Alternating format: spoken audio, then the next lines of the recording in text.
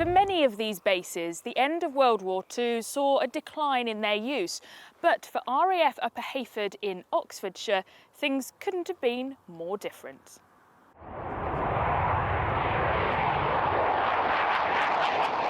RAF Upper Hayford during the Cold War, where NATO aircraft of different types and nationalities were a familiar sight. Upper Hayford was one of the largest US Air Force bases in Europe at the time. It housed the bombers that carried NATO's intermediate-range nuclear weapons.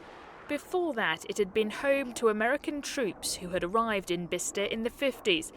Ultimately, there was a US presence for more than 4 decades.